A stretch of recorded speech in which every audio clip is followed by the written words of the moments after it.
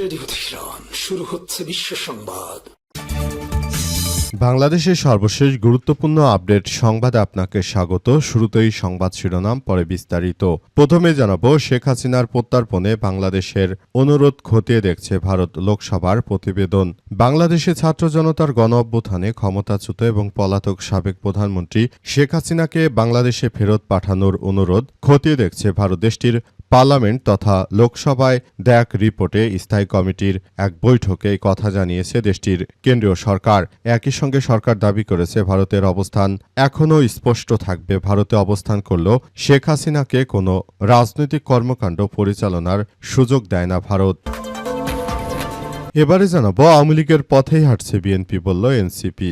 জাতীয় ছাত্র শক্তির হবিগঞ্জ জেলা শাখার নেতা আলিফ চৌধুরীকে চিকিৎসার সম্পূর্ণ ব্যয়ভার সরকারকে বহন ও হামলাকারীদের দ্রুত গ্রেপ্তারের দাবি জানিয়েছে জাতীয় নাগরিক পার্টি এনসিপি। আজ বিকেলে রাজধানীর জাতীয় চক্ষুবিজ্ঞান ইনস্টিটিউট হাসপাতাল বা এনআইওএইচ হবিগঞ্জ এনসিপির জুলাই পদযাত্রায় চোখ হারানো কিশোর আলিফকে দেখার পর এক সংবাদ সম্মেলনে এনসিপির সদস্য সচিব আক্তার হোসেন এমন কথা বলেন। এদিকে ঢামেকের 8তলা থেকে পড়ে প্রবাসীর স্ত্রীর মৃত্যু। ঢাকা মেডিকেল কলেজ ঢামেক হাসপাতালের নতুন ভবনের 8ম তলা থেকে নিচে পড়ে গিয়ে রিয়া বেগম 20 নামের এক তরুণীর মৃত্যু হয়েছে। তিনি সিঙ্গাপুর প্রবাসী এক ব্যক্তির স্ত্রী ছিলেন এবং কয়েকদিন ধরে হাসপাতালের মেডিসিন বিভাগে চিকিৎসাধীন ছিলেন। এই ঘটনায় সাভার থানা পুলিশ তদন্ত শুরু করেছে। এরপর জানাবো, সরকার দেশ চালানোর নৈতিক সক্ষমতা হারিয়েছে, শ্রমিক সম্মেলনে বললেন জামাতের আমির। দুর্নীতি বন্ধ করতে না পারায় বর্তমান সরকার দেশ পরিচালনার নৈতিক অধিকার হারিয়ে ফেলেছে বলে মন্তব্য করেছেন বিরোধী দলীয় নেতা ও জামাত ইসলামের আমির ডাক্তার শফিকুর রহমান। তিনি বলেন, আমি ধন্যবাদ জানাই এক সিনিয়র নেতাকে। তিনি গতকাল বলেছেন, আমরা হতাশ হয়েছি, 5 মাসে এই সরকার কিছুই করতে পারেনি। তিনি মির্জা ফখরুলের কথাই বলেছেন। এবং সর্বশেষ জানাবো, বেলুচিস্তানে কয়লা খনিতে বিস্ফোরণে 32 শ্রমিক নিহত। পাকিস্তানের দক্ষিণ ও পশ্চিম অঞ্চলেও বেলুচিস্তান প্রদেশের একটি কয়লা খনিতে ভয়াবহ বিস্ফোরণে অন্তত 32 জন কয়লা খনি শ্রমিক নিহত হয়েছে। এই ঘটনায় আরও 10 জন শ্রমিক খনির ভেতরে আটকা পড়ে আছে অবস্থায় আহত হয়েছে আরও কয়েকশো জন। প্রিয় দর্শক, এতক্ষণ শুনছিলেন সংবাদ শিরোনাম, এবারে বিস্তারিত। তবে তার আগে বন্ধুরা, অনুরোধ থাকবে এই সংবাদটিতে একটি লাইক দিন। এই চ্যানেলে আপনি নতুন হয়ে থাকলে আমাদের সংবাদটি দেখতে দেখতে চ্যানেলটি সাবস্ক্রাইব করে রাখুন। কমেন্ট করে বন্ধুরা আপনার মূল্যবান মতামত জানিয়ে দিন আপনি বিশ্বের কোন দেশ থেকে বা বাংলাদেশের কোন স্থান থেকে আমাদের সংবাদটি দেখছেন এবং শুনছেন। আর বন্ধুরা, সংবাদটি আপনার সোশ্যাল মিডিয়া ফেসবুকে শেয়ার করে বন্ধুদেরও দেখার সুযোগ করে দিন। গাজা যুদ্ধে আপনি যদি নিরীহ ফিলিস্তিনিদের ভালোবেসে থাকেন বন্ধুরা, কমেন্টে ইয়েস লিখে পুরো বিশ্ববাসীকে আমাদের এই তাজা আপডেটটি দেখার সুযোগ করে দিন। এবারে বিস্তারিত। জাতীয় নাগরিক পার্টি এনসিপি নেতা আলিফের উপর যে হামলার ঘটনা ঘটেছে এবং তার দুটি চোখকে নষ্ট করে দিয়েছে, একটি চোখ একদম নষ্ট হয়ে গেছে, আরেকটি দিয়ে কোনো মতে তিনি ঝাপসা দেখতে পারছেন, এমন ধরনের ঘটনা আসলে বিএনপির সন্ত্রাসীদের দ্বারা খুব ভয়াবহ এক বিপর্যয়কর পরিস্থিতির সৃষ্টি হয়েছে। অবস্থায় নতুন করে দেশের অভ্যন্তরে আবারও এক ব্যাপক সংকটের জন্ম দিয়েছে বিএনপির তারেক রহমান তার ছাত্রদলের সন্ত্রাসীদের দিয়ে একটি অল্পবয়স্ক এনসিপি নেতার, একটি জাতীয় ছাত্র শক্তির যে এক নেতার উপর আক্রমণ চালিয়ে তার দুটি চোখই একরকম শেষ করে দিয়েছে। এই তারেক রহমানের এই ধরনের সন্ত্রাসী কর্মকাণ্ড থেকে অবশ্যই তাকে বেরিয়ে আসতে হবে। আমরা মনে করি তারেক রহমান ক্ষমতা আসার পরই দেশের মধ্যে আরও বিশৃঙ্খল ঘটনা আরও তীব্র বেগে ঘটছে। অবস্থায় সবাইকে আরও বেশি সতর্ক থাকার জন্য আহ্বান জানানো হয়েছে। বলা হয়েছে যে তারেক রহমান তিনি যে ধরনের কর্মকাণ্ড পরিচালনা করছেন, এটি আমাদের জন্য এক ভয়াবহ বিপর্যয়কর পরিস্থিতির সৃষ্টি করেছে। আক্তার হোসেন বলেন, হবিগঞ্জ জেলা শাখার নেতা আলিফ চৌধুরীর হামলায় এক চোখ হারিয়েছেন।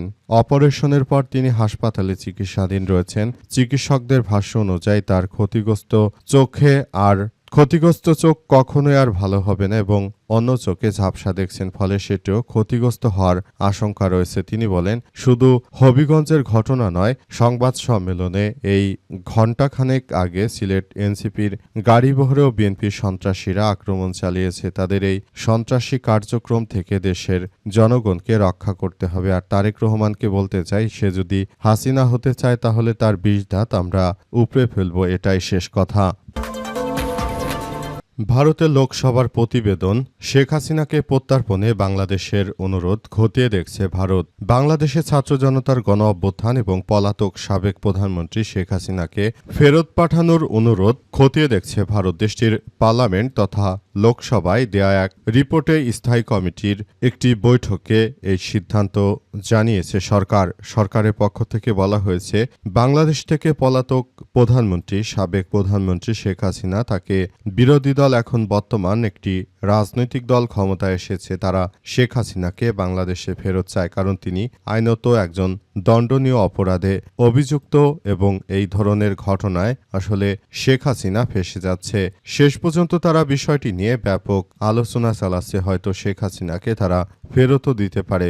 উক্ত লোকসভার নেতাকর্মীদের কথাবার্তা থেকে বোঝা গেল যে শেখ হাসিনাকে ভারত মূলত রাখার জন্য অতটা তারাও উদ্গ্রীব নয়। তারা বিষয়গুলো নিয়ে আরও জানিয়েছে যে তারা আসলে চায় যে শেখ হাসিনা এই মুহূর্তে ফেরত যাক এবং শেখ হাসিনা ফেরত যাওয়ার মধ্য দিয়ে মূলত ভারত ও বাংলাদেশের নির্বাচিত সরকারের মধ্যে এক ধরনের সুন্দর সম্পর্ক বজায় রাখবে বিধায় এই ধরনের ঘটনাগুলো এখন ঘটাতে চাইছে নরেন্দ্র মোদীতে আওয়ামী লীগের নেতাকর্মীদের একরকম দুঃসংবাদই বলা চলে। কারণ এই মুহূর্তে যদি তাদের দলের প্রধান নেতা শেখ হাসিনাকে বাংলাদেশে ফেরত পাঠায় ভারত, সেক্ষেত্রে আওয়ামী লীগ এবং শেখ হাসিনার হয়তো এবারই শেষ।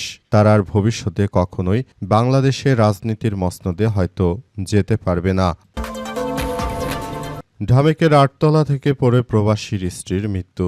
ঢাকা মেডিকেল কলেজ হাসপাতাল বা ঢামেকের হাসপাতালের ৮তলা থেকে লাফিয়ে পড়ে এক প্রবাসীর স্ত্রীর মৃত্যু হয়েছে। জানা গেছে ওই প্রবাসী সিঙ্গাপুরে অবস্থান করছেন। এ অবস্থায় শাহবাগ থানার পুলিশের সদস্যরা বিষয়টি নিয়ে তদন্ত শুরু করেছে। শাহবাগের পক্ষ থেকে আরও জানানো হয়েছে যে আসলে এই ধরনের ঘটনা যদি এভাবে ঘটতে থাকে সেটি আমাদের জন্য আমরা বলতে চাই যে এই ধরনের যে ঘটনাটি ঘটল, এই ঘটনায় কারো কোনো ধরনের সম্পৃক্ততা রয়েছে কিনা সেই ঘটনাটি পুলিশের সদস্যরা তদন্ত করে বের করার চেষ্টা চালিয়ে যাচ্ছে। পুলিশের পক্ষ থেকে আরও বলা হয়েছে যে এই ধরনের ঘটনাগুলো আমাদের সবার জন্য বড় ধরনের এক ভয়াবহ বিস্ময়কর ঘটনা হিসেবে জন্ম দিয়েছে। কারণ দেশের অভ্যন্তরে বিশেষ করে বাংলাদেশে সবথেকে বড় চিকিৎসা প্রতিষ্ঠান ঢাকা মেডিকেল কলেজ হাসপাতাল, সেখানে আসলে যে ধরনের ঘটনাগুলো ঘটেছে এটি আমাদের সবাইকেই মারাত্মকভাবে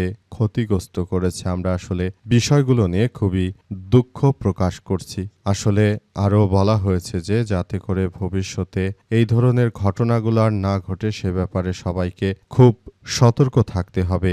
দেশের অভ্যন্তরে এই ধরনের একটি ঘটনা এটা কোনোভাবেই গ্রহণযোগ্য হতে পারে না। তাই পুলিশের সদস্যরা বিষয়টি নিয়ে ব্যাপক তদন্তের প্রচেষ্টা চালিয়ে যাচ্ছে যে আসলে তার মৃত্যু কিভাবে হয়েছে সেটি আসলে বের করা এই মুহূর্তে অত্যন্ত ইম্পর্টেন্ট একটি ব্যাপার। সরকার দেশ চালানোর নৈতিকতা হারিয়েছে বললেন বিরোধী দলীয় নেতা জামাতের আমির ডাক্তার শফিকুর রহমান। দুর্নীতি বন্ধ করতে না পারায় বর্তমান সরকার দেশ পরিচালনার নৈতিকতা হারিয়ে ফেলেছে বলে অভিযোগ করেছেন বাংলাদেশ জামাত ইসলামের আমির ডাক্তার শফিকুর রহমান। তিনি বলেছেন যে বর্তমান সরকার দুর্নীতি তো বন্ধ করতে পারেনি, বরং এই সরকার ক্ষমতা আসার পর দেশের প্রতিটি সেক্টরকে ধ্বংসস্তূপে পরিণত করছে। দেশটাকে একটি মেকানিজম করে তারা আবার দেশের অভ্যন্তরে এক বিশৃঙ্খল পরিস্থিতির মধ্য দিয়ে ঠেলে দিচ্ছে। সুতরাং এই অবস্থায় বাংলাদেশ জামাত ইসলামের নেতাকর্মীরা এবং জাতীয় নাগরিক পার্টি এনসিপি নেতাকর্মীরা একসঙ্গে বর্তমান এই সরকারের এই ধরনের ষড়যন্ত্রের বিরুদ্ধে মাঠে একত্রেভাবে নামার সিদ্ধান্ত গ্রহণ করেছে। আগামীতে তারা সবাই একটি সুন্দর ও সমৃদ্ধির একটি রাষ্ট্রীয় কাঠামো গড়ে তুলতে চায়। যে রাষ্ট্রীয় কাঠামো গড়ে তোলার মধ্য দিয়ে বর্তমান সরকারকে একটি শিক্ষা দিতে চায় বাংলাদেশ জামাত ইসলাম এবং বিরোধী দলীয় নেতৃত্ববৃন্দরা। তারা চাইছে যে বর্তমান সময়ে রাষ্ট্র কাঠামো একটু ভালোভাবে চলুক, কিন্তু তারেক রহমান যখনই ক্ষমতায় এসেছে তখনই দেশের প্রতিটি সেক্টরে দুর্নীতিতে ভরে গেছে। দেশটাকে একটি রসাতলে নিয়ে গেছে তারেক রহমান। তারেক রহমানের এই ধরনের কর্মকাণ্ডে দেশের প্রতিটি মানুষ এখন অতিষ্ঠ হয়ে গেছে। সবাই বলাবলি করছে কেমন সরকার ক্ষমতা আসার পরই দেশের প্রায় প্রতিটি জায়গায় প্রশাসক থেকে শুরু করে সব জায়গায় দলীয় নেতাকর্মীদেরকে বসে একটি তামাশার রাজনীতি এবং দেশের মানুষকে একটি মগা পেয়েছে। তাই তারা ফ্যামিলি কার্ড দেওয়ার কথা বলে শুধুমাত্র নিজের দলীয় নেতাকর্মীদেরকে আর্থিক সহযোগিতা দেওয়ার যে তামাশা শুরু হয়েছে সেটা বন্ধ করতে হবে।